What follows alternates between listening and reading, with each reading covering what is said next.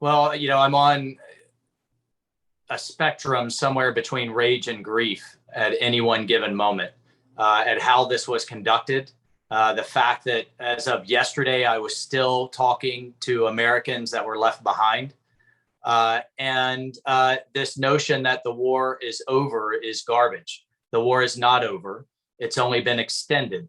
Biden's own intelligence community and myself, from my personal experience, know that al-Qaida and the Taliban are married at the hip. Al-Qaida fully intends to regroup and to attack the West again. And now they have an entire country to deal with and an arsenal of American weaponry to do it with.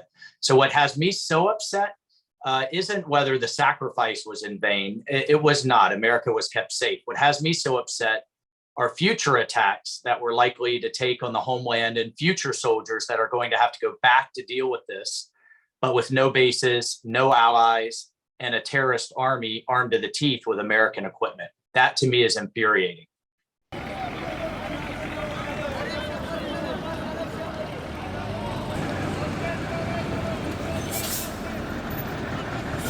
I mean, there's over the horizon counterterrorism, and then there's halfway around the world counterterrorism. So technically we get drones over there? Yeah, but do they use up 80% of their gas to get there and back?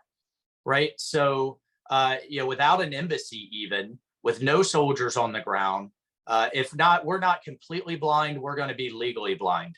And again, the intelligence is clear about ISIS and al-Qaeda's intent. And this notion that we're starting to see coming from the administration that, well, the Taliban are kind of moderate, decent, good terrorists that we can work with against the really bad terrorists is garbage. Anybody who's been in the region knows that these groups have been working together closely since the days of the Russians. They have intermarried, they intermingle. Yes, at times various factions fight, but by and large, their intent and their goals are clear, and that's to wage jihad on the West. And the message that the world has just received is jihad is won, democracy is lost. And that is going to send their recruiting through the roof. So the number is actually much larger than is being reported of folks that, it's so frustrating to see Jen Psaki, the White House, the Pentagon, and others say, well, there's Americans that don't want to leave. That's because, rightfully, they're not going to leave their family behind. And I could tell you case after case where they were offered to leave, but told that they couldn't bring their Afghan relatives. Well, that's shameful and that's wrong. So we're going to continue to work with them, whether it's by ground or by air, by hook or by crook. We're gonna continue to help them and to get them out.